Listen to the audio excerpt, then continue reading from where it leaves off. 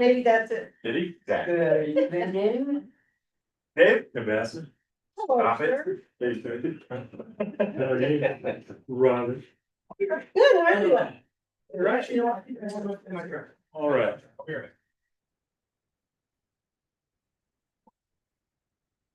Please.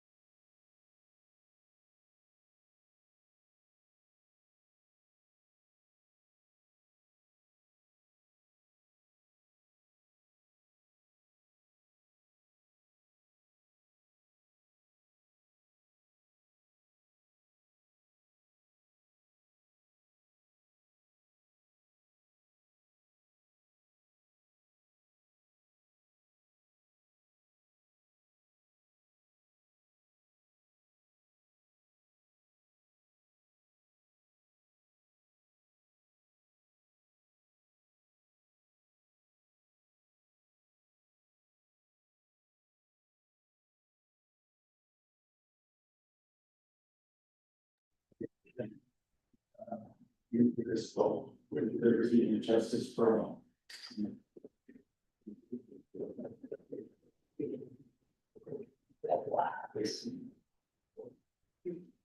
Looks like we've got a quorum with Councilor Mackin, Councilor Tycrow, Councilor Hildebrand, and Councilor Peterson. I was gonna. And myself. And just so everybody's aware, Jim has resigned his seat, so he will not be here this evening. And Councilor Wildcover has moved out of the city limits and he will not be here for the council any longer either, so we have two people missing officially. But we're gonna move on, we'll get to that. Do we have anybody signed up tonight? We do not. Right. And just for the record, there's a letter to the council from Henry Evers. Hopefully you guys had an opportunity to read that and we can have Jeremy follow up if necessary. All right, and we have nobody signed up, so if I could get a motion for the consent. So moved. Second. Motion from Councilor Hildebrand and a second from Councilor Mackin. All those in favor? Aye. Right.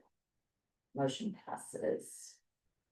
All right, we're gonna immediately dig in here to the action items. Number one, accounting for the water and sewer customer deposits from page 11. Madam Mayor, I'd I like to, forgot the minutes, didn't I? Did the consent agenda. Okay. Good deal. Yes, sir. I'd like to introduce this, Madam Mayor. Oh, sure, please. Good evening, everybody. I've asked our interim finance director, Jamie Tillman, to join us tonight to speak to you on this matter. I believe everybody has had an opportunity to meet Jamie. If you haven't, she's been with us for going on over a month now. She's working with us through the placement firm Vander Howen. Jamie brings a wealth of experience to the role, and she's made a ton of progress in the time that she's been here. And one of the items that she's going to talk about is something that I noticed when I joined the city. And if you look in my budget message, as well as in the ad that I issued for the adopted budget, it talked about some changes in accounting treatment for deposits and refunds. After meeting with Jamie and our contract accountant with TKW, became clearer to me that our change in the accounting treatment for deposits and refunds carries with it some financial impacts to our water and sewer utility funds. And that's going to affect the fund balances that are reported for those funds. Due to the level of the financial impact, I believed it was important to bring that to your attention and have a discussion in an open forum. With that, I'll turn it over to you, Jamie. Thank you. Good evening all. So what we've found is customer deposits for water and sewer services have been misclassified on the financial statements in the past. More specifically, deposits have been received as revenue and refunds of deposits have been recorded as expenditures. So standard accounting practices requires that customer deposits be reported as liabilities on the balance sheet until they're used, whether they're applied to a final billing or refunded back to the customer. And so another way to think of it is customer deposits are like a debt that we have until we pay that debt. And so we need to show that total balance. So the current reporting gap, sewer deposits should be right about $4,000 and water deposits held should be right around $99,000. So the total financial impact would be $103,000. And we've got this information direct from the accounting system, and we believe this information is accurate. What the financial impact of this would be, it would reduce the unrestricted balances in the water and sewer funds. Could potentially result in a lower or negative fund balance. And would require reassessment of the proposed rate increases. I have discussed this with our external auditor and filled their request for documentation. We haven't gotten a formal answer back. I have gotten an informal answer back and they agree with our assessment. So next steps, we need to adjust financial statements to properly reflect the deposits and liabilities, and that would be a year-end adjustment entry for 24-25. So we would start 25-26 at the correct balances, update our procedures so they're accounted for correctly as we collect and refund, and then review the fund balances and the rate structures. Does anybody have any questions? I have a question. Is this only affecting fiscal year 24-25, or does it go back farther? Well, the way it's been accounted for as activity has occurred where we collected and refunded has affected prior years. Since we're changing the way we're gonna account for it to correct for it, it would be a one entry adjustment for that year. Okay. With the information we have right now, of course, we'll consult with external auditors to make sure that they agree with that. Gotcha. Okay. Thank you. How much is a negative balance? Well, we don't know that yet because we're still finishing up the books for the year, and so we don't have that final number yet. All right. I have a question. Yes, ma'am. I've been curious. Is when the deposit is paid, is it all charged to water? Or does some of it for sewer? The small amount of sewer deposits, is that for properties who only have sewer, they use well water? Can you answer that? Or, how do we charge this water versus sewer? There's a policy in years past on how deposits were applied, whether it was water or sewer. And so that is, the sewer deposits are actually carry over from years past. Now, when we collect deposits with a new account, the whole amount just goes to water for simplicity's sake. So we'll have a specific line item for liabilities when we look at the budget. Thank you. Okay, Jerry, did you have anything you wanted to add? No, if there are no further questions for Jamie, I'd like to excuse her. Thank you for your hard work and Yeah. Thank you. finding all this information for us. It's amazing. Thank you. It's good to get it out in the open and taken care of. Yeah. Absolutely. Thank you so much. Please be free. Thank you. All Good right, job catching. yes. Thank you. Yes, you too. All right, we're gonna move on to page 13 for the accepting the councilor resignation and declaring a bill of vacancies. As I mentioned before, Councilor McGuire has resigned. And Councilor Wildhopper has moved out of city limits, so. A question on that one. I signed a check. Paying him back for some of his water. Makes it sound like he's been gone for a while. Do we have an official move out date? We don't, Um, and what I'm would we worried do? if he did some council business when he wasn't officially. I live around the corner from him, as well as old house, and I don't think he was fully out. He was back and forth a lot. Okay, And then within the last couple of weeks, he was finally, okay. Has he sold a house that is in city limits? yes. Hmm. All right, so if I could get a motion. Yes, ma'am. Move to accept the resignation letter from Counselor Jim McGuire. To declare that Counselor Luke Wilhaber has ceased to remain his primary residence within the city limits. And declare that the seats held by Counselor Jim McGuire and Counselor Luke Wilhaber are hereby declared to be vacant. Second. All right, I have a motion from Counselor Peterson and a second from Counselor Tyro. Any questions, comments? All right, all those in favor? I, Aye. Any opposed? Nope. Motion passes.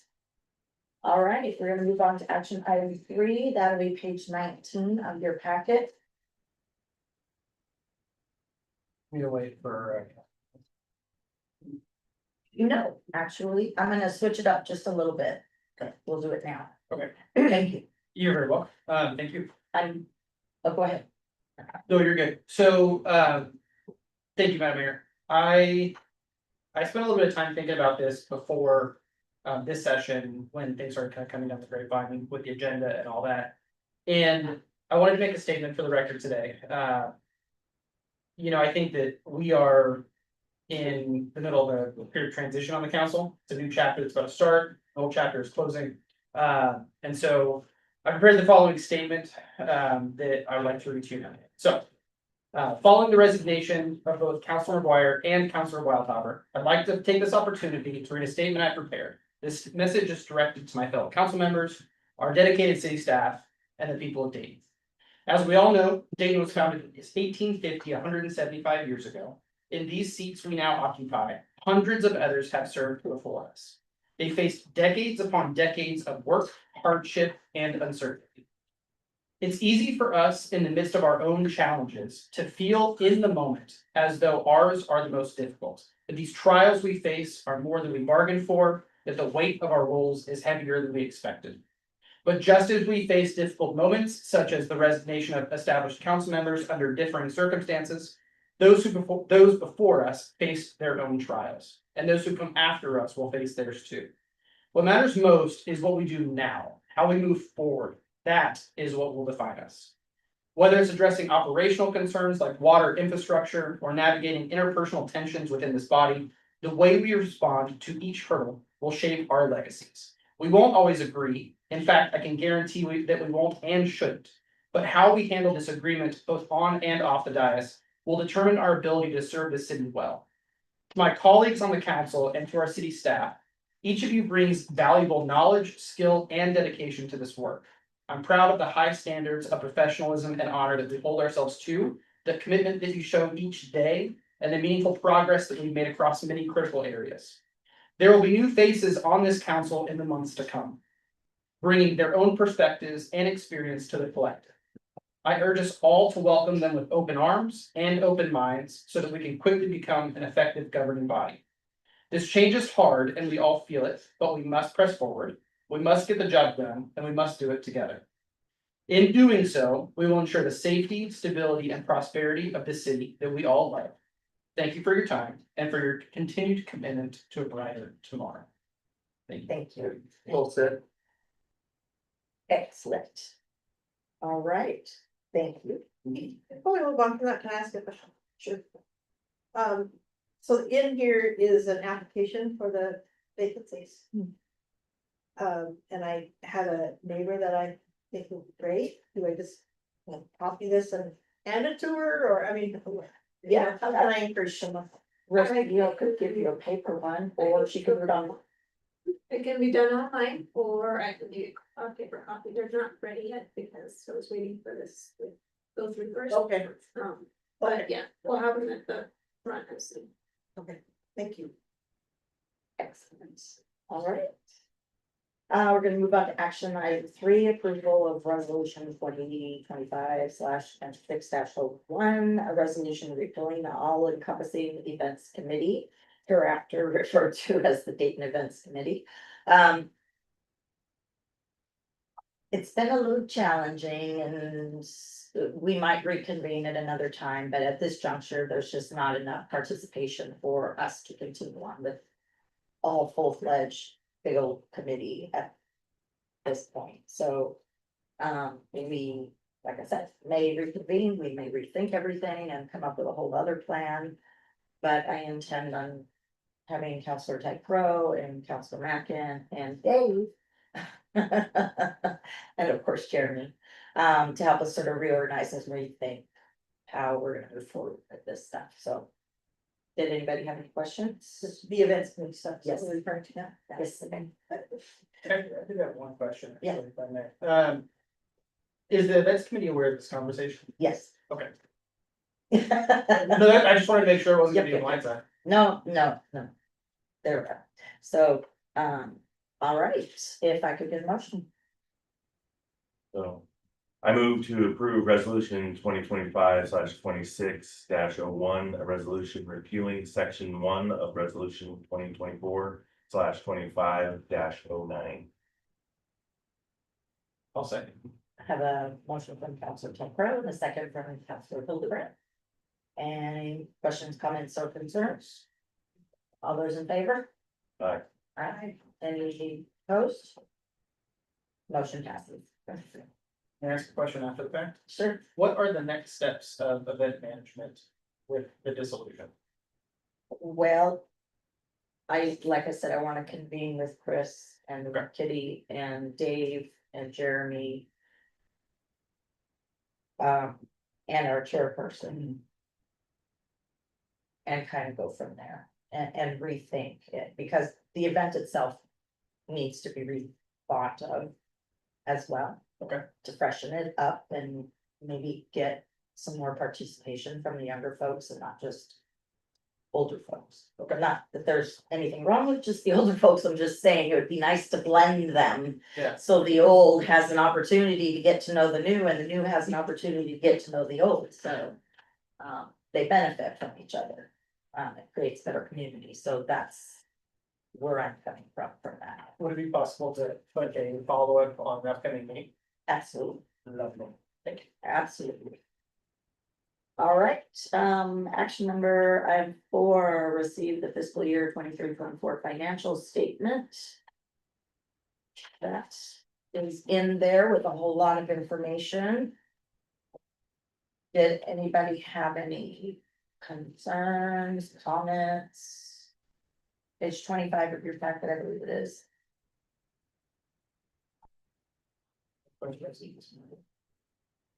Did you have anything you wanted to add, Jeremy? Yeah, briefly, if you turn to page 31, on the second paragraph under opinions, it says, in our opinion, the accompanying financial statements referred to above present fairly in all material respects, et cetera, et cetera. That is the audit. Yep. That is what I refer to as a clean audit. So present fairly in all material respects.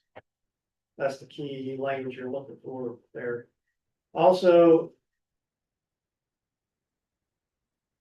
if you look at things like the balance sheets, it has ending fund balances. In my budget message, I had a lot of different graphs that had ending balances. Numbers for that came directly from previous year's financial statements. So it's important for you as a governing body to familiarize yourself with this document, and if you have questions on how to read the set of financial statements, you have to develop through it. I just thank God I don't have to figure the math out. I'm good at math and I'm glad I'm not doing it. Oh, I can write a paper, I cannot do that. Yes, And, page 37, I mean, it's alarming, Yeah. The change. like $500,000 overspent or something like that. Is how it comes out looking to me on the almost, But we had a really big expensive project, and I think that's what it was. was part of it. It's not, Because you get all that funding, and then as the project moves along, you start paying for it. Well, what are you looking at? What oh, number? it just seemed like, change in net position on page 37 is, some pretty big numbers in parentheses. The there. decrease by almost $500,000. Yeah, if you look at, a lot of that had to do with our utility and other projects. So there was a lot of capital outlays and we didn't get reimbursed for those by the end of the fiscal I see. 2023 year. That's what's driving a lot of those numbers. As an example, like the sewer expense, that's $5.8 million, that one. Yeah.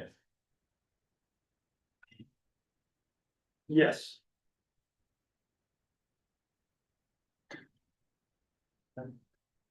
Thank you. Hey, Jeremy. What's the use and purpose of capital assets for a city? Page 38. We don't have any of those, but I was just curious if you did that. We don't have capital assets. No, it just says something to the effect of capital assets and debt administration, and then it goes on to talk about some of it, and there really isn't. Never mind, I might have misread it too. Now that I'm looking at it. Again, It's essentially just saying we don't record it. Yeah. That's why it's not a line item. It says which here. I don't like, because then you look at the numbers and go, wait, Are you talking about where it says we don't maintain historical cost and depreciation records? Mhm. Yeah, so we're not on an accrual basis of accounting, we're on a cash basis of accounting. and that would be the only reason, I mean, would there be a purpose for us to have if we swapped? I mean, what would the purpose of that history and knowledge be? So the accrual basis of accounting is what you see in the business world. They record depreciation because you need to have an accurate value on your books of your assets. So assets decline over time. we're on a cash basis, which means we record transactions just based on the cash that we spend and what we receive. Wouldn't the properties we own be part of those assets? Mhm. And so we don't keep historical costs or depreciation on property. I'm sure we have those. I know we have the historical costs, like what we purchased it, because it's on our insurance schedule. But we're not recording entries for depreciation every year. I wonder if that's something we should, particularly with the economy, the way it's going, if that's something we should be. At least with properties that we own with them. Kind of. Because it's not only the property that we own, but that's something that we could liquidate as a city if it were. Necessary, and so I'm just curious if that's something we should be keeping record of. I think certainly from an accounting standpoint, having a full accrual basis in your utilities funds is the business-like way to do things. That requires you have to have a properly trained accounting staff to make that transition. Okay. Is the, man, Yeah, at least. so not keeping track of the depreciation, is that the way most cities do it? A lot of small cities, yes. So to go back to the cash basis, that's what's referred to as an other than generally accepted accounting principles. It's not a generally accepted accounting principle. That's not necessarily bad. You just have to understand that it doesn't capture the accounting information that you typically see in the business world or under generally accepted accounting principles. And under Oregon state law, you don't have to follow GAAP. You can operate on a cash basis. So for a lot of small cities that don't have the staffing know-how, it is common to see a cash basis of accounting. All right, I appreciate it. Thank you, sir. Anybody else have any questions? What's the contingency amount in the budget? I don't know off the top of my head. Do you anticipate that's enough to cover the water deposit shortage? No, Okay, do you know the one? No, we didn't. But we're gonna move on to, action item 5, local option levy discussion. Councilor Macklin. All right, a little history. Early in 22. We had recently put a levy out that didn't pass, so we got two options. One for the current $1.85 rate we'll have right now. And the other option was $2.30, what we needed at the time. But the voters didn't vote for it, so we didn't put that out. The $1.85 was supposed to have been for 2 years, and then we were supposed to have done a supplemental levy in a presidential election year. We kind of missed that one. But and what I found out from Jeremy was originally we were getting more money than we were spending. So Rochelle put that off in a reserve fund. That's what we've been drawing off of since 19, I think. So we have exhausted that reserve.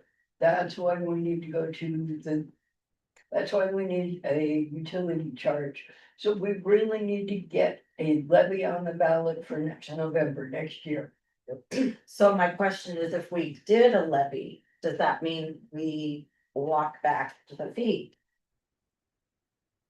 I would think so. As soon as the levy, assuming we pass it, as soon as the levy fees come in, then we can drop this supplemental. So here's the other question. It's very hard to do that every 2, 4, 6 years. It's something we need to maybe have a town hall with community members to determine where they would like to see their money. Would it be a fee? Or would it be via a levy? Good point.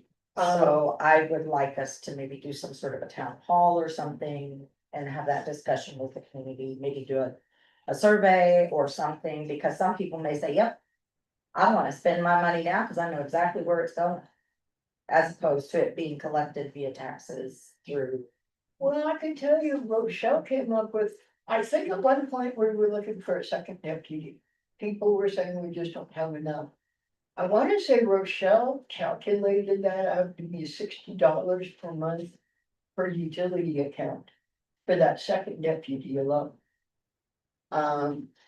Yeah, but it would be good to put it to the voters, but we are in a crunch. And we do need to address Mr. Evers, a former counselor, and I think he was on the planning commission when I started. So we told the voters we were gonna do this and it would cost them $1.85 on their property taxes. And now we're asking for more, so we are gonna need to explain that. yeah, but this one's gonna, the levy is about to, it's gonna run out in a year and a half or something like that. I thought it was a 6-year levy. Yes. Yeah, When does it end? 27, 27, 28. So about a year and a half. so we That's- need to, but the bottom line is, we need information from the city. We had a number before.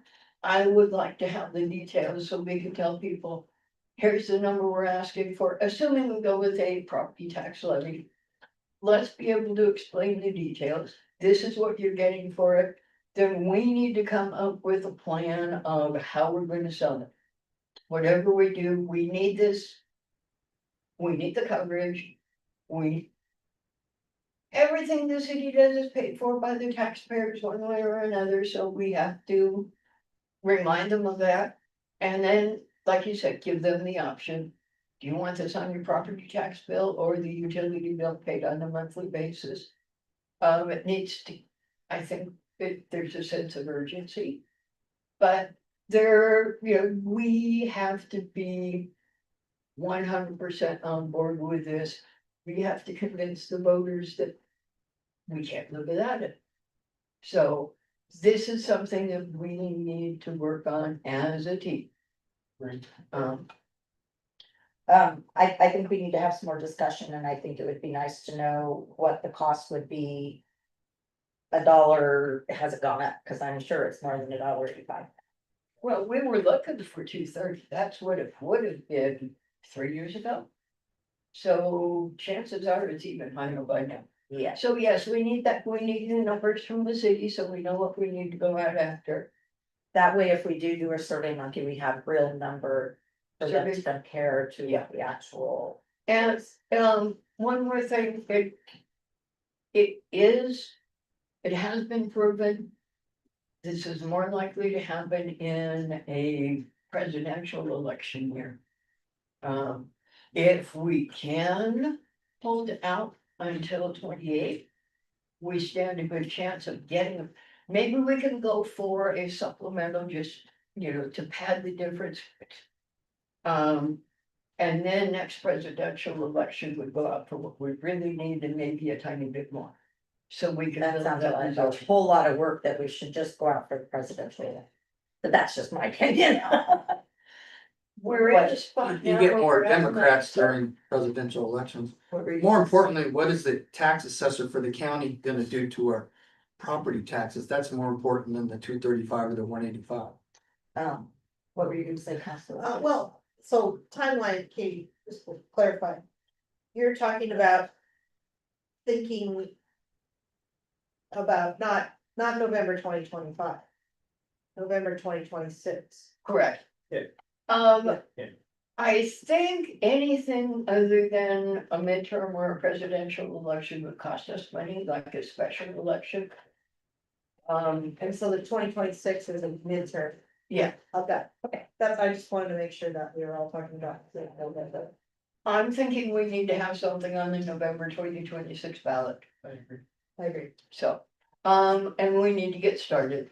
Maybe a work session Definitely the town hall survey monkey. Okay, General consensus is it takes 2 years, we have about 1.5 years, so, okay, time to get busy. Quick question on that, if I may. Mhm. So when it comes to actioning something like this, obviously we have to make a motion in order to action it, right? But do we have to make a motion in order to pursue it as proposal? So can we, If it's gonna be a discussion item on we can just have it on, the next agenda at the work session. perfect, is there any data that we would like prepared in advance of that? The only data we need is how much it would cost this time around, because I know it's more than $1.85. There is one more thing. We are allowed to get talking points from the city. Facts. Whatever information you could give us that will help us sell this. We have to do the selling, but we're gonna need all the facts we can get. Yeah. From our code enforcement officer as well. Come up with some, what's the cost of not having this? But yeah, we need numbers and facts from the city so we can sell this, Katie, may I add something onto that? please. I think we're at a point in kind of a snowball of, vandalism in town, whether it's Yeah. bathrooms, whether it's the graffiti. Where, the community is really picking up on this, and if we bring something forward like this now, where they can actually see, viscerally see, the issues. Then I think it's a big tool chest of getting it over the line. So, I would fully agree with you, Katie, that this is the moment This is to it. push for it. Vandalism is a perfect time for us to start talking about this. Agreed. Disgusting, but, okay, silver lining. The vandalism did us a favor because it's putting this in people's mind. Yeah. They do it. Uh, So I think that's mostly, I do Facebook, but do other people do like Instagram and Blue Sky and, cause we need to blanket social media. So, okay. Yeah. We need to start making a plan. okay, All right, thank you. excellent. We're gonna move on to action number 6. Review and approval city council, or excuse me, city manager 6-month evaluation process. And Councilor Hildebrand. All right, thank you, everybody. So, Councilor Peterson and myself and, City Manager Cottle, met a few weeks back to discuss both the instrument and the timeline of which we would do this officially 6-month evaluation. Keep in mind, City Manager's, annual is gonna be in December. So, there's really good tie-in opportunity here from this one to the next one. So, and we will be circling back and doing this again in December. So in front of you, you have the evaluation form. We looked at a lot of different options and methodologies for an evaluation form. There was a lot that was like, the strongly disagree to strongly agree bullet points. We were discussing, and we personally, were on the same page that we like very broad checkboxes, but a large significant option for, comments. So each of these will have text boxes, it goes into things like leadership, it goes into, fiscal management, administration, all of the different categories. So please take some time on this. This is gonna be great for evaluating the last, 6 months, and then also a good guidepost for the next. And if there's anything that you see that you'd like to see between now and the annual, it's a good time to mention that. So, I have in front of me a timeline of how this is gonna, and in a way that this is gonna function. This will be sent out via email to everybody's city emails following this meeting, so that you have the dates in front of you. So just to briefly verbally go through this, I know you don't have it in front of you, so I apologize. So 7/21, so today, is the brief. 8/4 is when your evaluation, it is when the city manager's self-evaluation is due. And then on that date, we will have our first executive session to discuss this. Please come prepared to discuss with your individual responses to the questions and scores on the form.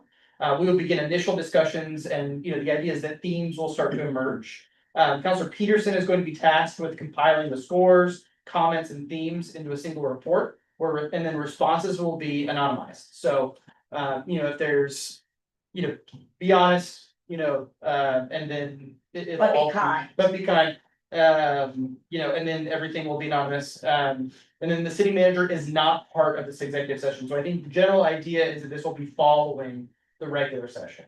And then I'll be taking the minutes of that meeting as well, because the city recorder will be absent from that meeting also. And I'll be providing them via email afterwards. She's like I Sorry. And then, no scheduled meeting on 8/18, and then on 9/2, so our regular city council meeting, we'll have the second executive session.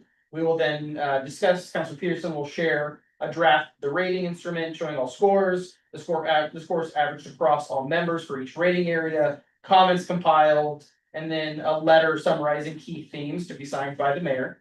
And then if we okay everything at that point in time and no changes are necessary, then the city manager will be brought back into the executive session and provided with the document. We'll then be able to discuss the document, get feedback.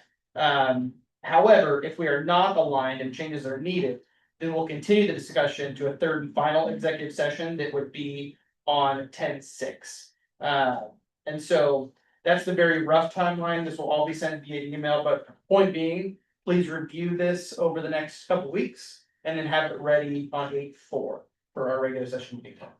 When we met, we talked about doing this electronically and paper, which way did we decide to go? I was gonna ask. That's a great question. I think that we had decided electronically because it would be a lot easier for you to compile everything, instead of having to read my And I'm horrible not. handwriting. So we will create a editable document, that will then be mailed out to everybody. That's what I was hoping you'd say. Yes, and if you wanna write it physically down and then transpose it to digital before it's transferred over, that's okay. Just please make sure that your document is digital by the end of this. We will be sending that out in a little bit. Will you send us the council lineup or council, the timing? Yes, absolutely. Great. Yeah, I'll send it to you. Yes. Cool. Any questions at this moment in time? No, thank you for doing that. Yeah, thank you. We're on the same page, city manager. Any comments added? Timeline looks good. Nailed it. Love it. Cool. Alrighty, that's all. All right. All right, next item on the agenda, number 7, door-to-door solicitation policy discussion, page 105. Jeremy, did you want to start? I'll let the council president take it away. All right. Okay, so this is a common theme that I've been seeing pop up more and more, especially on the social media pages. Is that door-to-door solicitation, predominantly pest control companies, is at a point where it's impacting a lot of people's day-to-day lives in a very negative way. Personal experience, we had somebody literally come into our back patio, bypass all the no soliciting signs and pound on our garage, like the actual garage itself.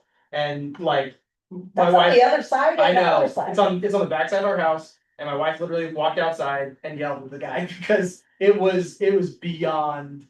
It was just way beyond anything that you'd ever expect from, a standard door, but that is something that I see consistently commented on and vocalized in Facebook groups, and just interpersonally. So I asked to see if we had anything in our city policies on door-to-door solicitation. We do, however, I would propose that we tighten up a couple different things. So if you look at page 106. 106, there's a very specific, so they can solicit from a certain time to a certain time. There's specific standards. It's general. It's very generalized. The thing that stuck out to me immediately was, and I wish I had highlighted it. There is a specific size requirement for a no solicitation sign. And here we go. Signs posted pursuant to this section shall be posted on or near the boundaries of the property at the normal points of entry and must be no smaller than 6 inches in height by 8 inches in width. That is a very large sign. And so all of us who have, all of us who have small no solicitation signs, that does not meet the requirements set forth in this code. And so what I would propose personally, if we were to change something like this, if we are aligned in that we want to dig down a little bit, I would propose two separate things.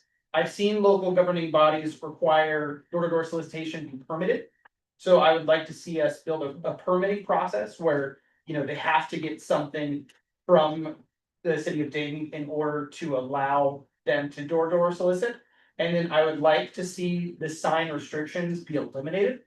And so any size sign, small sign, and I don't know, I, go ahead, within reason. Maybe we just make them a little bit smaller, but I'm it's not not quite large. sure I'm comfortable with people having to go get a permit from the city to go knock on somebody's door. And the only reason I say that is we've got a lot of church people around here to go knock on people's door. For various reasons, not just because they're selling religion. But Maybe we limit it to commercial. And so, there is an exception that we put in there that, religious entities are accepted from this permit. what about politicians that wanna come knock on the door? It's a great question. Point being, I think it is a discussion, but for business entities.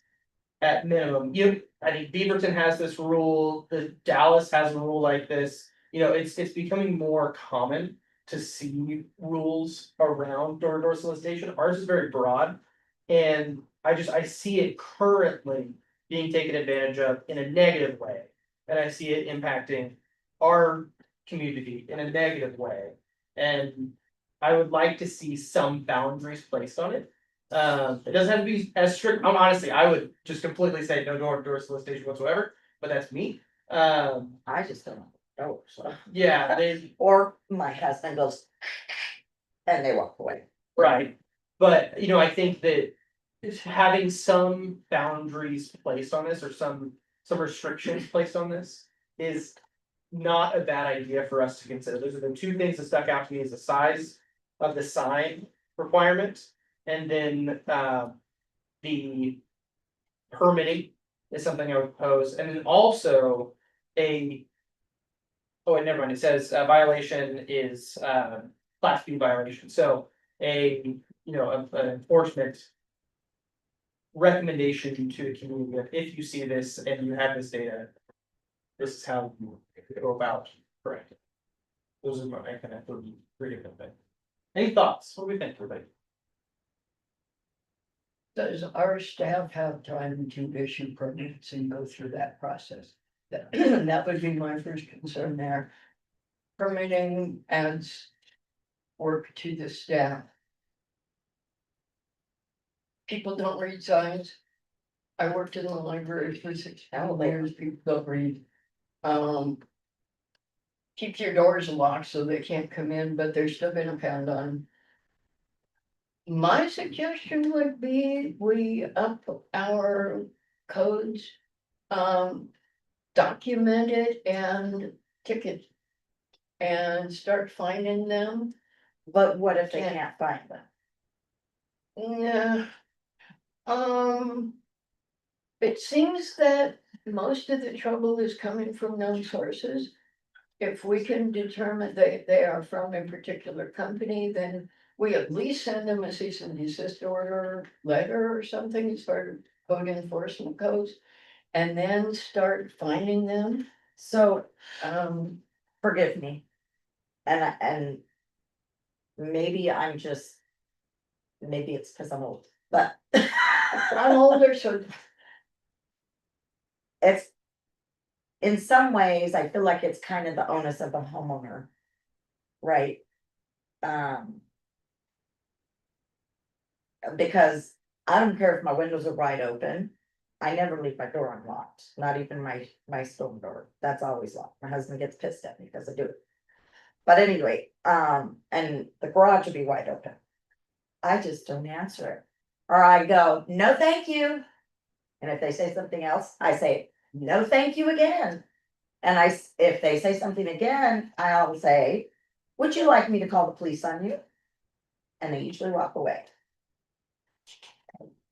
it's sad that we have to do that, but on the other hand, I'm thinking about the churches, I'm thinking about kids that sell cookies, I'm thinking about, you know, City councilors? city counselors selling people the, you know, please, are you gonna pay for police services kind of thing? Yeah. What about when we're campaigning and we wanna go around and knock on people's doors and talk to them?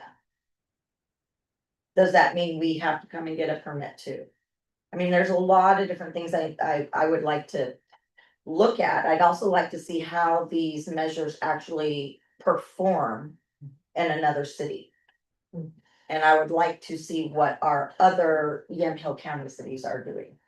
Cause we're such a small city. I don't know, that's just my own thing. I think it's a good idea. No worries, and I think But- there's nuance to it, which is I think why it's a roundtable discussion. Right. I think right now, and I apologize, Councilor Peterson, but you know, I think right now we have a tangible issue. We have a problem that a lot of people are really upset about. And so while I agree that, you know, I've got no problem walking outside and saying, get the hell off my property. I don't think that we should tell everybody in town, oh, this is your responsibility, this is your problem, and we're not gonna But say. it is their property. But it's also our city that we're responsible for taking care of. And so, you know, I think that there's just nuance to it. So I did receive something in the news register that Lafayette is also dealing with this. So I like the idea of looking around in other Yamhill County towns, big and small, and see what's going. So is that something staff can come back with some information for us for the next maybe work session? Sure. You have certain cities you want us to look at, or just? I'd do like our to own know what the research? Yamhill counties, other Yamhill County cities are doing, if it's helped. If we can't find any examples here in Yamhill County, maybe we can look to Polk County because they have smaller communities out there. And see if these measures have made an impact, to what degree, how much staff time. If there's a permitting process involved, what's the staff time gonna look like? My other point is more a personal one. We were just talking about this weekend with my sister and brother-in-law who live in Ashland. And the same thing, the guy walked around their house and, you know, so it's kind of at least the state around right now. So, Yeah, I just always called the cops on it, if they were that much, if they were that pushy. Cause I had a guy trying to open my door. Yeah. It seems like you shouldn't have to put up with that, like, so, and kind of my last like little soapbox moment in this is, you know. In my opinion, yes, we're small, and yes, we wanna have data sources from other towns, but there's nothing wrong with being the one who leads the charge. No. If Lafayette is also thinking about this, if Ashland's thinking about this, if there's other towns that are adopting policies similar to this. You know, my mentality is, it's like, cool, let's be the one. I just don't wanna legislate so much little bullshit Yeah. that it gets lost in the fray. Because. I mean, we can legislate all we want with policy, it doesn't mean they're gonna not do it, True, gives us an enforcement arm, so. And that's the other thing, I mean, what kind of enforcement what kind of teeth are we looking at? I mean, question. honestly, even if we did that, what could we really do legally? For the data points, I would also personally like to see what their enforcement policy is outlined as. If it's, you know, local police departments, if it's code enforcement, the. So, Can I add one more thing? yes, Personal. I solved the problem by building my home to protect my people. I make sure nobody can get in and nobody ever bothers us. My house is locked up tight to keep dog from getting out, to keep people from getting in. Never had a trouble. you know, Never really had trouble with solicitation. whoever's going around and pounding on people's doors with all the stuff that's going on, they're lucky they don't get shot. Well, there's that. And I say that in all honesty, because there are people in other states who are having these immigration mass people, and now we don't even know if they're real immigration. because we've had several instances where that's not the case, so. I can't understand why people would That's your own risk. want to be rude like that in the In first your backyard place. at all. Right, Yeah, I know, he like reached up over the gate to do it, anyway. he opened your gate, see, I would have fucking called, oh, Sorry. sorry, I would have called the cops. Yeah. Sorry, I'm not the normal mayor. I would have called the cops, man, that guy would have been, Yeah. no. Anyway, but thank you for gathering the data on that, really. We'll do some research, see if we can find different models, just see if we can talk to some staff at those cities and report back to you on what we found. Thank you so much. Thank you. All right, we're gonna go on to council comments and concerns. I'm gonna start off briefly. I think my dates are right, September. Let's double check. I am going on a work conference in September. And I want to make sure to put this out there. Yeah, so I'll be gone from September 8th through the 12th. And if y'all are needing me in a meeting, forget about it. Sorry, I'll be doing a presentation and stuff at my conference, so I would be otherwise occupied and Drew can do it anyways. Hot dog, okay. I think. No, I think my questions have to do with stuff you guys are gonna report, so thanks. I had a couple things, but I forgot to write all of them except for one thing down. So. I got to thinking when Councilor Mackin brought up the local option levy conversation earlier, something that I had thought about. And have had brief discussions of the reality of, not with members on this body, but just in general. Is there? So right now, we have one part-time sheriff's deputy. And it's clearly not enough, right? I mean, we all can acknowledge that. I would be interested to see if there's exploratory conversations to be had. Because we know that Mac PD is in a budget deficit right now. You know, for there to be something similar to what Newburgh Dundee has, where it's more of a, small local regional police department. If Mac PD, maybe even Lafayette and us, if there is any kind of option there. Could we be, I mean, I don't know any of the regulations about, Mac PD or. There's a lot of red tape and nuance there that I haven't even looked into. But I'd be curious if there's a conversation, with, McMinnville mayor. Of if there's even interest from McMinnville on that, if that is beneficial to us in any way. I wonder if there is an option to be had there of a more regional police department in the future in what shape or form. Are you unhappy with the county? I would just caution you that when you become more of the owner of such an endeavor. You become a lot more liable in a lot of ways and it costs an arm and a freaking leg. Gotcha. Just, And to be clear, I really, really appreciate, County Sheriff's Department, Deputy Twitchell's great, Sergeant Eubanks is great. I'm just thinking of the ability to afford long term, right, and if there's any options, like financial standpoint. I- No disrespect in any way, shape, or form to the Sheriff's Department. They would take it personal. my concern is that it would just from the history of being on the police services committee and the years of gathering information. Yeah. It is probably gonna end up costing us more than it would to Totally. just contract out. And that's why we ended up where we contract. Yeah, totally fair. Just curious. Councilor Mack. Are any of the numbers available still from what you guys came up with a long time ago, just to see? This is what it would, it was way too expensive and this is how much it would have cost back then.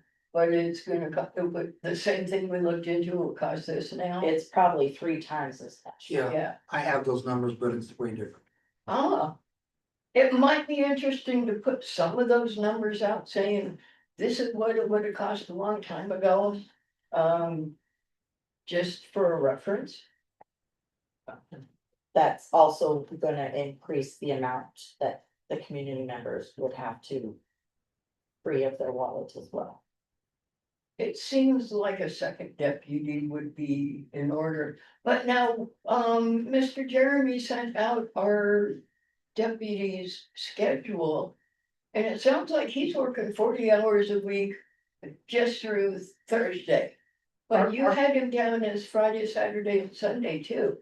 Is he working more than 40 hours a week? Our contract is for 40 hours a week. Okay. Hmm. Yeah. So that's full-time from his standpoint, but only part-time from ours. Now, keep in mind as well, that because we contract out, a lot of the other deputies will roll through town.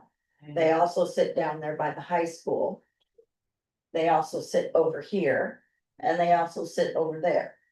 So it's not like we're not getting a little extra coverage. Based on that. We get you back in here every once in a while. So, I mean, it's not like we're not getting a little extra coverage for the price of one. And I put that one to bed. So just, yeah, there's a lot of legal and things that you have to pay for. And hey, my opinion is, I think it's never wrong to ask the question. No, so I agree, and that's not, I mean, sure, maybe at some point. When we're a little more flush with our budget, it might be worth looking at. Well, we're putting together numbers for what we really need. Could we put together numbers for a second deputy just to say, here's what we really need? Just to let them know what it would cost to get some extra. It would just be twice of whatever one deputy is. I don't think so. I seem to remember there being a difference. A second deputy means we still only need one car. So it isn't exactly double the cost. We don't have to pay for a second set of radios, so it's not exactly double. We would only need one car and that's a big expense. That's something, that's kind of vague because it's been a few years, but, I don't think they do it like that. well, okay. Figure it out. Again, it'd be worth asking. Okay, That's all I got. okay. Counselor Tyke, I don't have anything at the moment. all right, Counselor Mackin, Well, I'm gonna go ahead and do a little bit of bragging. I did some committee work with the League of Oregon Cities and their energy and the environment. Committee. It's okay. The lobbyist who led the meetings left the LOC. And when I told him how much I enjoyed working with him, he sent me back a message that includes, I was able to use your experience with rate increases to push for some of the bills that pass, including the Fair Energy Act, that will limit the ability to raise rates during the winter months, provide for multi-year rate making to provide stability in rate increases, and allow for scheduled rate increases to avoid one large increase at one time. that was the measure they were doing in the This is the Fair Energy Act. This came from one old lady speaking up about just how hard it is on all these rate increases. I think this was happening right around the 17% increase. That was the second one and they were going for a third one. So, PGE was, yeah. yeah, so, this is what people can do when you step up and do this work and do a little bit more, things can change. Excellent, thank you. I hope this is actually in law the way it's written, because this should be a big help. Right on. I think I'll leave it with that for tonight. Good job. Excellent, we're gonna move on to our tourism and economic development. Dave. Okay, I need a report today. First of all, I'll give you a project update. Obviously, you probably hopefully noticed that the entrance signs on Highway 221 north and south and 233 west have been replaced with a new sign that was on the highway. So, we have received some good commentary on that, so that's nice to see in visuals. Keeps us very consistent with what we started there on Highway 18. We had some bad news tonight, obviously, in finance there. And I don't want to rain on everyone's parade. But, and I'm hoping things happen at threes and it stops there. We were notified by Travel Oregon that we did not get the competitive grant for the ADA ramp for the bandstand. And we were also notified early or last week that we did not get the grant for the East Side Overlay Project for our streets. In that particular project, there were 69 applications, 22 were granted. Mostly the cities I had to actually look up to see where they were. Eastern Oregon. Yeah, a lot of it was. I attended a meeting and I'll talk about this later today, but Business Oregon was present talking about grants, just talking about the pressure right now. Because the federal governments and state government have reduced funding levels. By a lot. The natural place to go is grants. And so now we're competing with a lot more people. So hopefully though, we're not gonna quit. Because a lot of these grants are dependent upon doing them over and over again until you finally get them. So that will continue to be what I at least operate under, is to continue to try and secure money in the far months coming forward. Interesting conversation with somebody I reached out to though, some time ago and kept following up. That was Knife River. Obviously, Knife Rivers are welcome back to Dayton as they have the asphalt concrete plant out in front of our entrance. I was just wondering if they had some philanthropy, some donation arm, something like that. Finally got an answer back, yes, they did. Mostly for in-kind contribution, okay, for providing product. At cost or less. And it was a very positive conversation. And we brought in and toured the dog park, Alderman Park, last week. And if you've been to Alderman Park, you know that we have a beautiful park, but there's no way to get around that park. It's just grass now. It used to be, I think it was some weed barrier and maybe some wood chips. So we talked about asphalting that and making it ADA accessible in particular. We talked about paving the parking lot and we talked about paving the entry to the bridge that would connect back in. So this becomes now not only a project that's parks related, it becomes an ADA project as well, which I think strengthens our ability. Plus, because of Knife River looking to participate, we have somebody who can match grants that we might be able to go after. So to me, that's exciting news. I think it has legs. We certainly will eventually pursue it here. And I will keep you up to date as to what Knife River says as we move forward. Trees. Yeah, it'd be nice too. Sorry. Yeah, and maybe dress some new ones.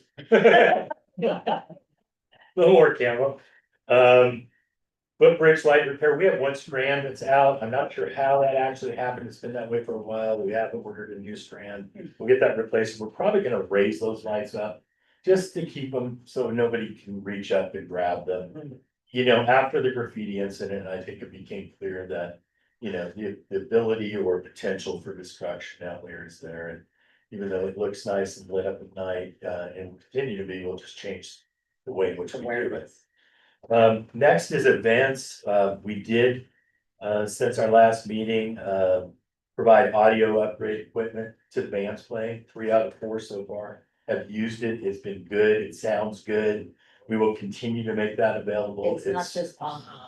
Yeah, The rest of the park. yeah, it's nice, it's consistent. We'll continue to make that available for the bands. And I think that's serving ourselves well there. And we'll continue to for other events as well. I know National Night Out has come up. So I wanted to bring you up to speed kind of where we're at with that, because I know this is a council driven event. Yes, the lady was supposed to get in touch with her. Never did. Okay, so here's where we're at, okay? The last 2 years, I've done a procurement of all the food and so forth. I will do that again this year. I've kept a shopping list, so to speak, we'll tweak it a little bit down because we had some left over last year. We are holding it at Courthouse Square Park. That's new. That puts it visual because before it was at community center, you couldn't really tell what we were doing. So we're moving it there. So they, We're gonna close down Fourth Street so that the fire department and sheriff department and the sheriff's posse can all be there. And have everything out on Fourth Street where the kids can visit them and people can visit with them. The barbecue, I have contacted Luke Wildhauer to bring in his dad's barbecue again, just like he did the other night, and he is totally in on that. So that's a great thing to be able to use. You can cook 1,000,000 hamburgers at once. I love that. yeah, And the Public Works Department is committed to it, helping us close the street down and getting the tables and chairs over there beyond just the picnic tables. So we'll be able to service it all and so forth. So just wanted you to be assured that really, we've got a lot of things ready to go. We just need bodies to help serve and make hamburgers. So if you can do that, I think you're gonna have a good thing. And I think it's so important as well. And I know the mayor has harped on this forever. And it's about showing your community, who you are, and what you're committed to. And it really goes a long way when they see the council there actually, helping out and serving. and serving the people. Yeah. 'Cause that's what it's Hey about. Dave, can we connect after this? Yeah, absolutely, you bet. Yeah, you bet. Thank Economic development, we were included in the Yamhill County Economic Development Alliance meeting this morning. That went on for a couple hours, and it had representatives from the tribe, from Newburgh, from McMinnville, from the county in several ways. As well as, chambers, things of this nature. It's about a dozen people.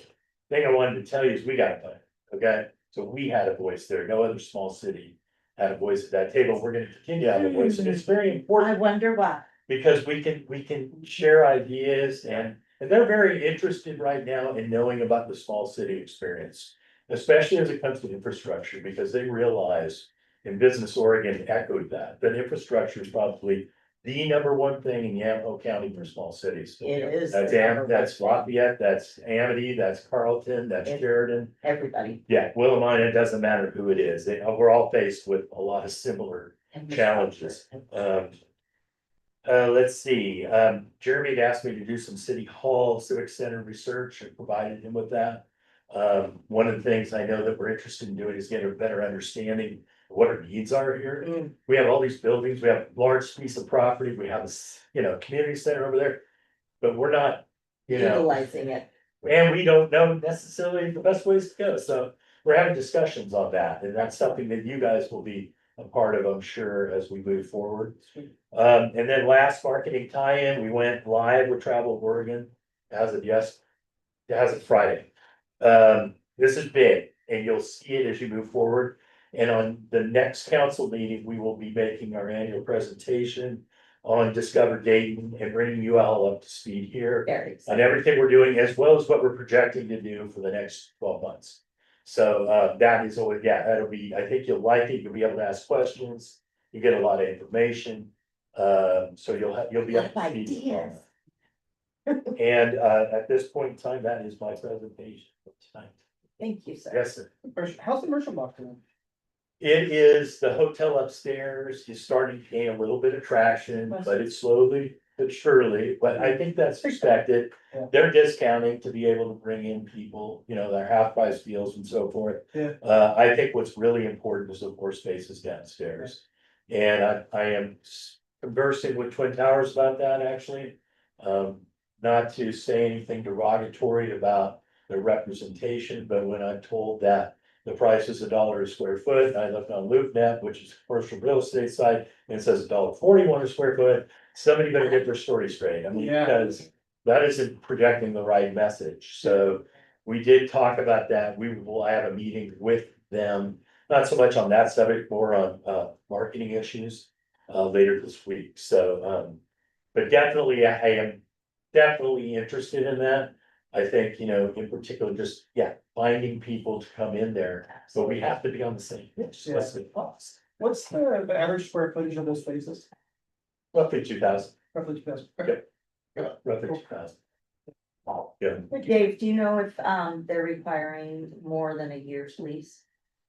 They're primarily trying to solicit for longer term, and one of the things I talked to them about was graduating escalation.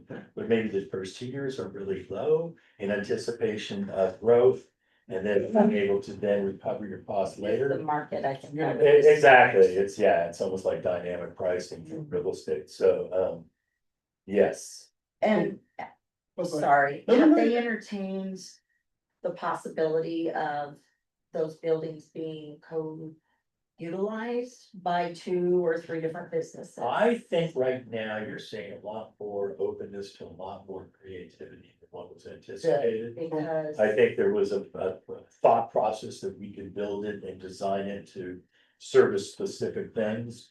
And I think that's changing now to realize that you're not necessarily gonna get something you want, you may have to, as you say, co-op some of that effort, much like Mac Market is. I mean, Well, I mean, you know where Hawaii 5-0 is? That's little Oh, thing, that's a all, yeah. bunch of businesses in 100%. one little Yep. spot. Yep. So, I mean, to me, that makes Yep. like fiscal sense. Yep. And for a lot of small businesses, give them, you know, a jump in the business. Totally agree. Okay, awesome. I heard that at an economic seminar in 17. It was known what Hawaii 503 and Morning Thunder Cafe did was big. And it works. And they Yeah. have a lot of that in downtown Olympia. I don't know if you've ever gone through downtown Olympia. I love downtown Olympia. I tried to get Lone Star to do that, but they wouldn't listen to me.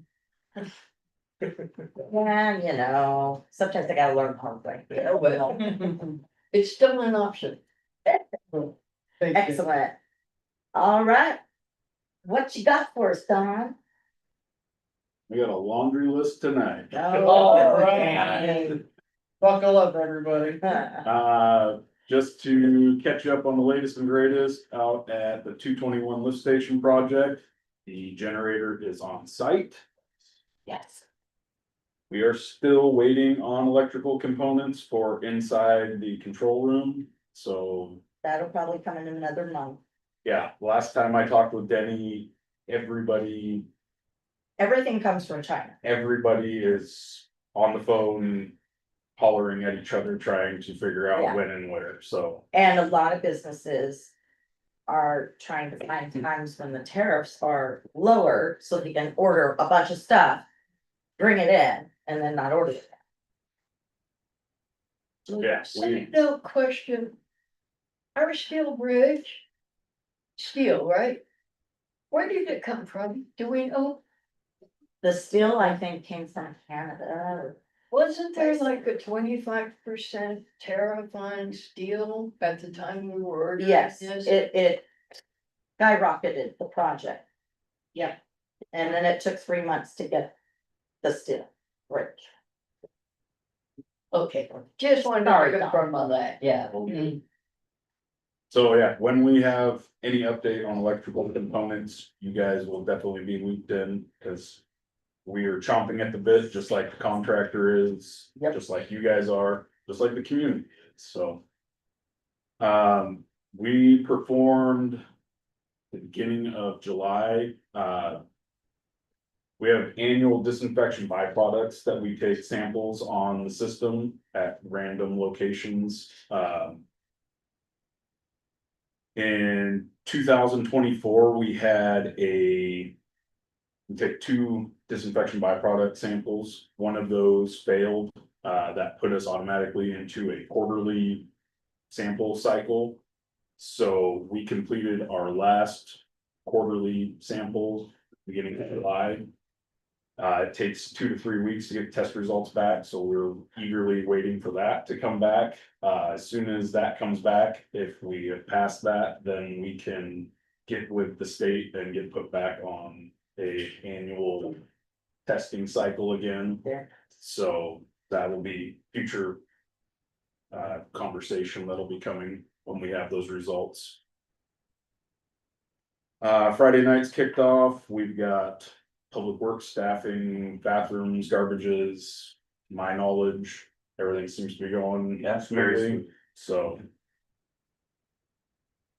You hear anything, let me know. No, I won't. Smoke testing, we're doing the South Main Basin, which is basically Alder, Mill, a little bit of Ferry Street down to basically like the football field. It's kind of a interesting layout. Roughly, it's gonna be about 180 homes that we're gonna be in that area that we're testing. That's scheduled for August 5th starting at 9 a.m. We will be out canvassing next week with door hangers, talking to anybody that has questions about it. There will be posts on social media. The door hanger has all kinds of information on there. If you've got any questions, reach out. So that's coming up quick. We've been working with GSI on a water loss assessment project.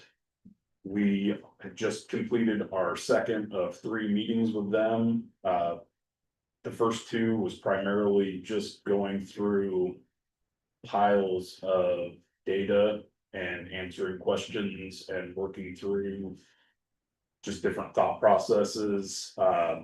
They're trying to figure out if we've got a leak, if we've got substantial leaks on the system and trying to figure out how we can pinpoint it easier and quicker. A lot of it has been really eye-opening for public works staff. I mean, just the conversations that we're having, and GSI has been working with us for years and years, and Yeah. they actually are very familiar with our system. Yeah. But even some of the conversations, they're like, holy cow, I didn't realize it was that way. That completely changes our thought process. So it's really been a good project for everybody. But we're scheduled, I think, Thursday for our 3rd meeting, and then part of that is we'll be going over kind of a rough draft of the council presentation that they're gonna do for you guys. So just kind of ironing things out, and then it'll be coming to you guys shortly after that, I believe. So Awesome. that's great. I have a question for you. Yeah. On this water chart that you got. Hmm. Does, when it says the difference. Does that mean there was a leak somewhere, like percent of loss? Is that so I'm 1, 2, 3, 4, fifth column and 6th column from the right. Um, So that column there is basically the difference between the water sent to the system and the water sold, right? yeah, that's what I thought, so it means that. So it's not necessarily a leak.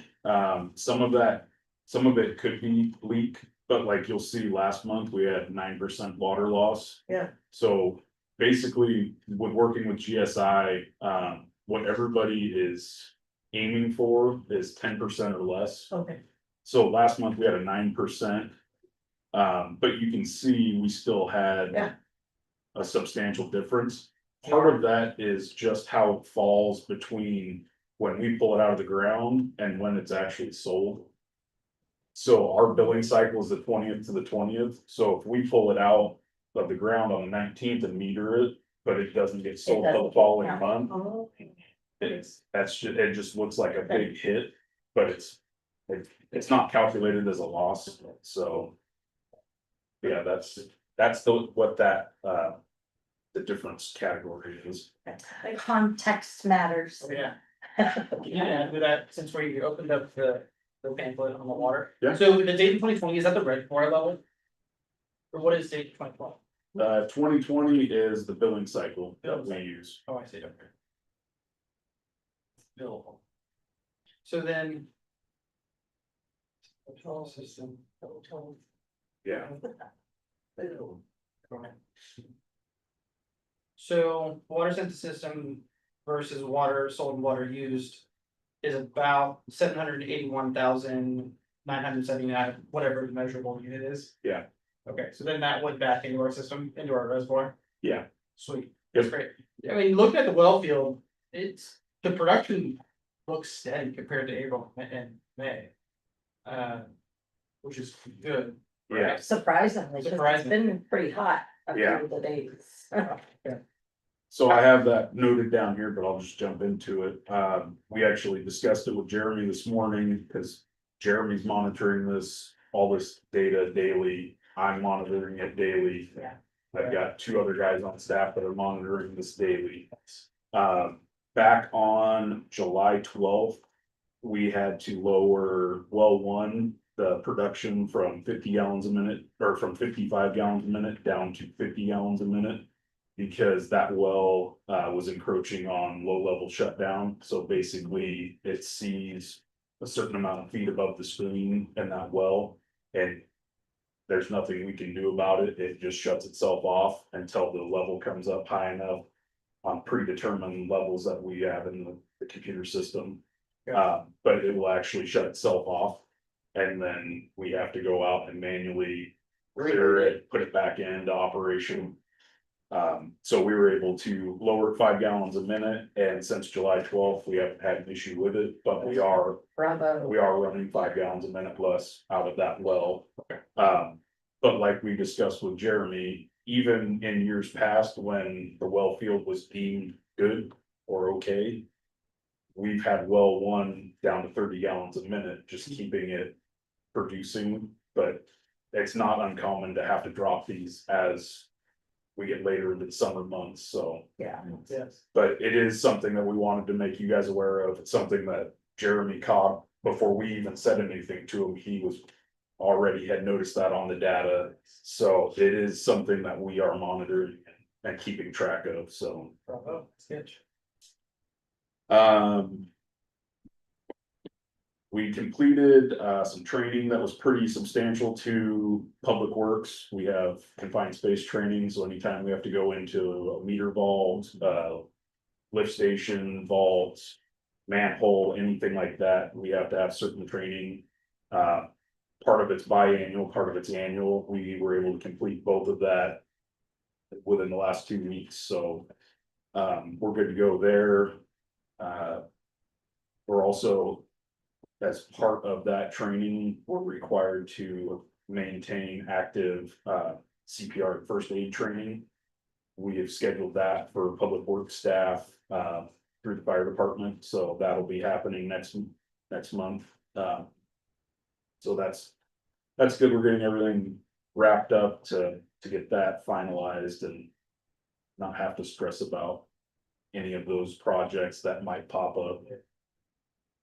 I'm sure that you guys are aware, you've seen the post, the street sweeper, we lost a seal on the broom head for it.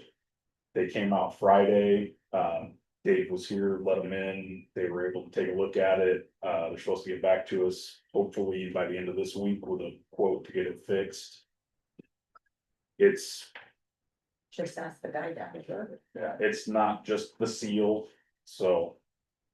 Usually when a seal goes out, it's because something is moving and has taken out that seal, so it's more than likely gonna be a little bit of an expense to get it fixed. To replace a motor, but as soon as we have a price on that, we'll see where that goes.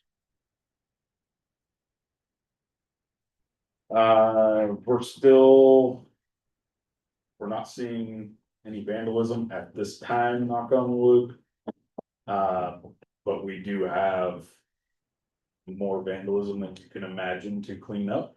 So we are working on getting that painted, covered, repaired, signs replaced.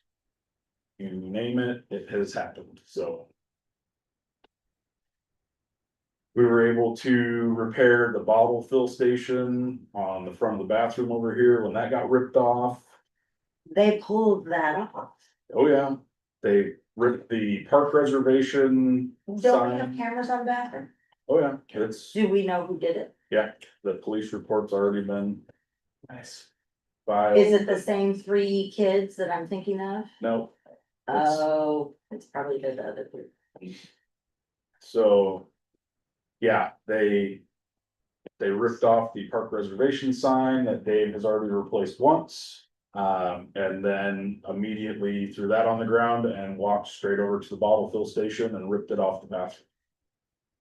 We were able to reattach and get it operational, but we're kind of on borrowed time with that because it did a lot of damage, so. And can you trespass somebody in an entire city? It's Not if they live It's here. half a question. The ancient Greeks practiced ostracism. I asked and kind of got a chuckle, so. Yeah. Hey, it's worth the question. Not Other holding questions? my breath, but I Can did we at ask. least, have them taken for like 24 or 72 hours, for Basically, a sobering session? in a nutshell, from what I was informed, was basically we can trespass them for 30 days at a time. And then go after for How like, come in southern states, I can go to AM PM there, throw a Coke on the floor and they'll trespass me for life? I'm dead serious. I'm wondering. and then the last thing on my list is, we had a power outage.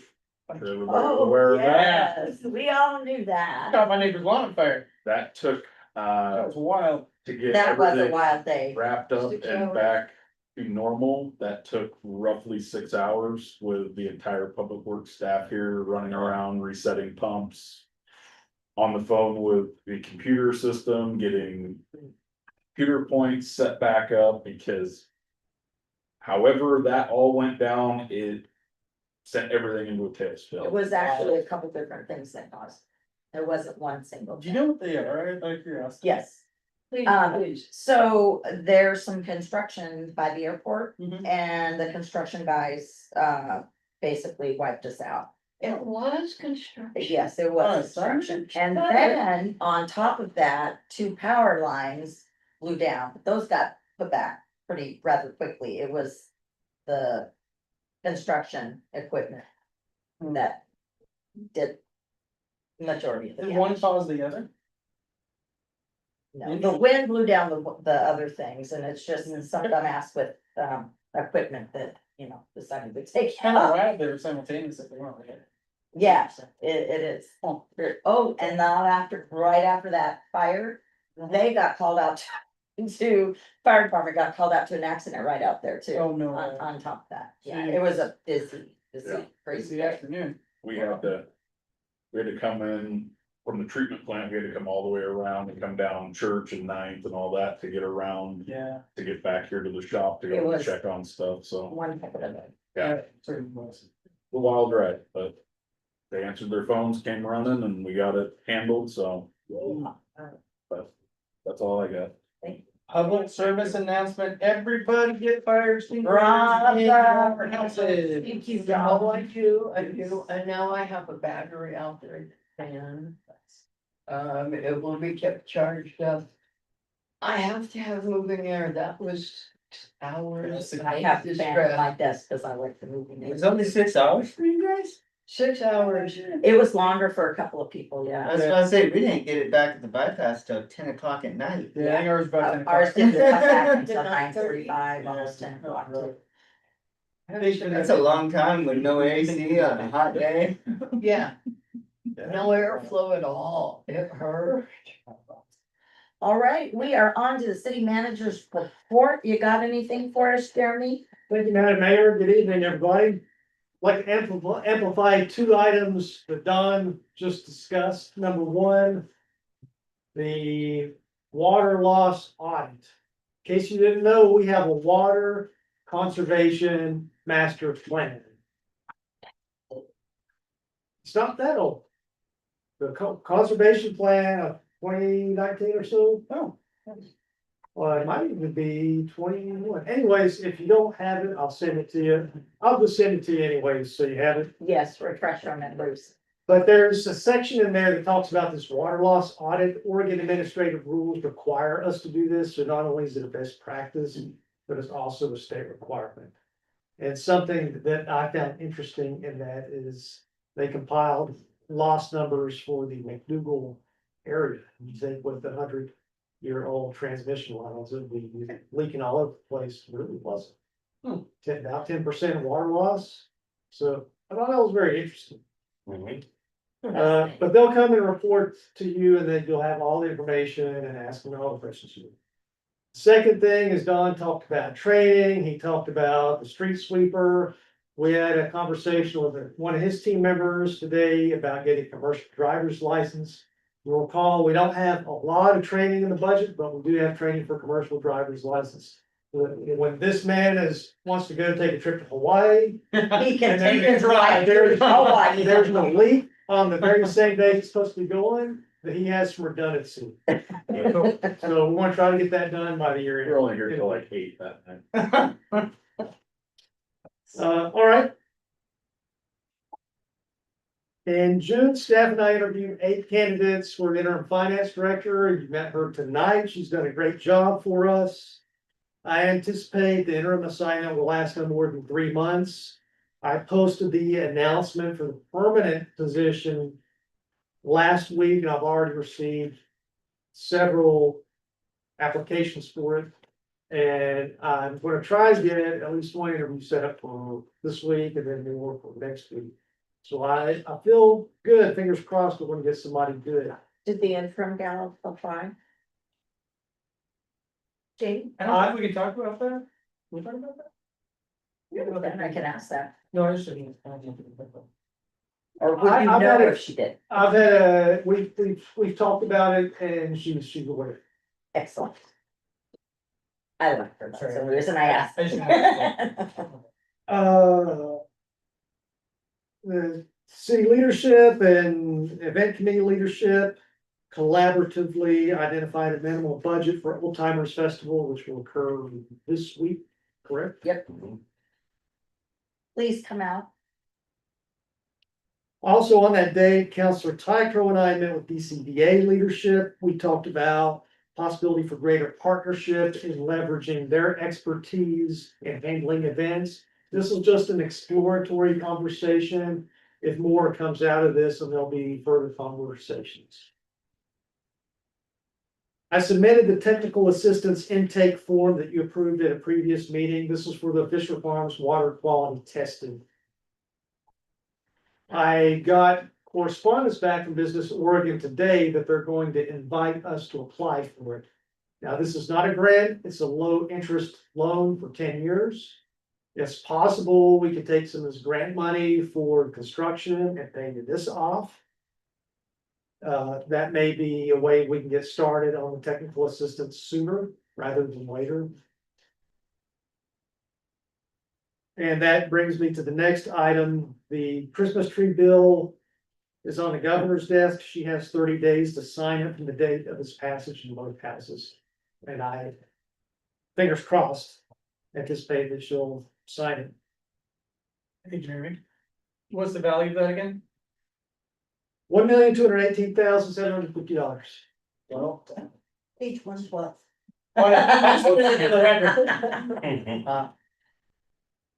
I met with VFW leadership to talk about a proposal that they presented to me on their own initiative to manage the community center.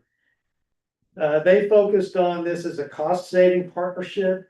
I asked them to look at it from an events management perspective and to come up with a mock schedule on possible events that they could attract to make the most of it out of that community center.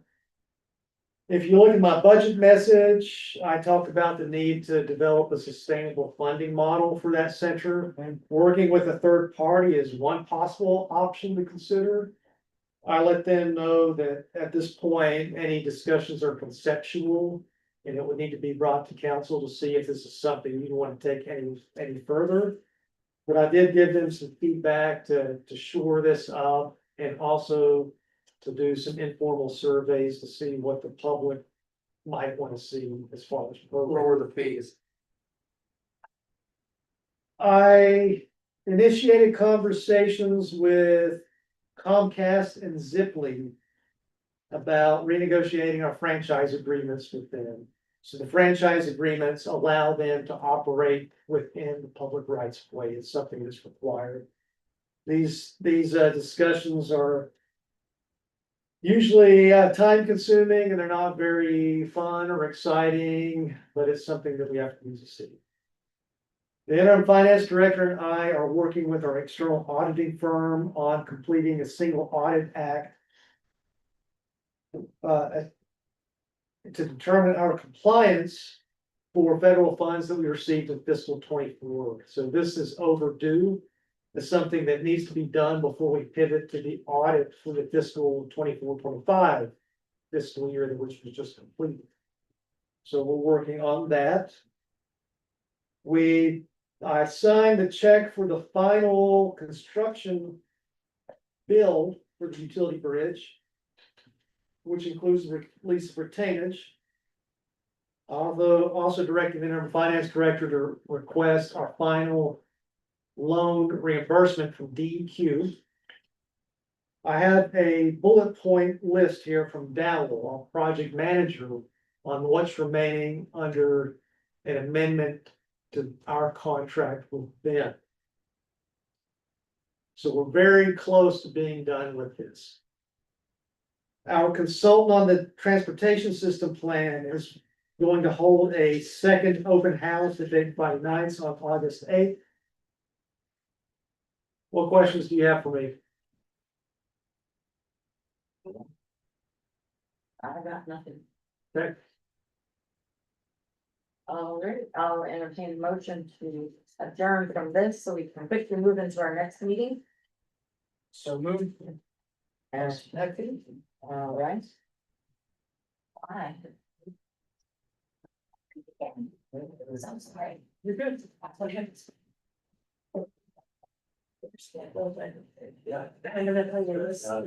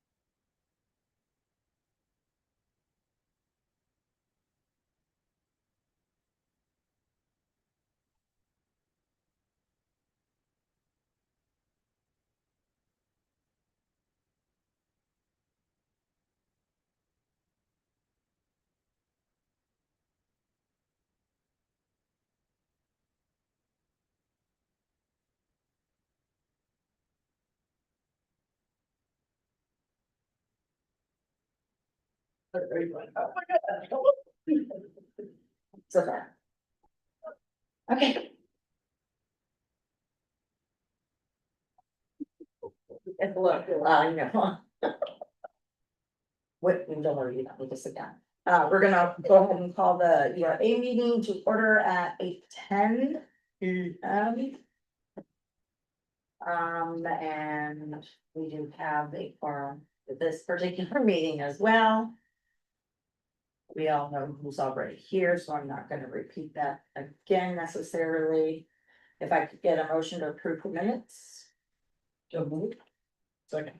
All right, I have a motion from Counselor Mackin and a second from Counselor Hildebrandt. All those in favor? Right. Aye. All right, and our action item on page 3, accept the resignation of the Urban Renewal Agency Chair. And we have an election for a new chair. Well, Madam Mayor, Yes, I please. move to accept the resignation of Chair Jim McGuire from the Urban Renewal Agency and declare the chair position vacant. Second. Okay, I got a motion from Counselor Mackin and a second from Counselor Tefro. All those in favor? Aye. Motion passes. All right, I would like to entertain some nominations. I'll make a nomination. Yes, sir. I'd like to nominate Counselor Mackin. All right, Thank you. I'll second. If that's okay. That's fine. I got 2 seconds. I got a motion from Counselor Grant and 2 seconds, one from Counselor Peterson and one from Counselor Let her have it. Mackin. Let's all vote. All those in favor? Aye. Aye. All right, nobody opposes, so you are the new URA. Chair. Yahoo, you get to run the meetings, man. May I suggest that you finish this one and I'll take the next one? That would be perfectly fine for me. I'm on a roll. All right, I'll entertain a motion to adjourn, please. So moved.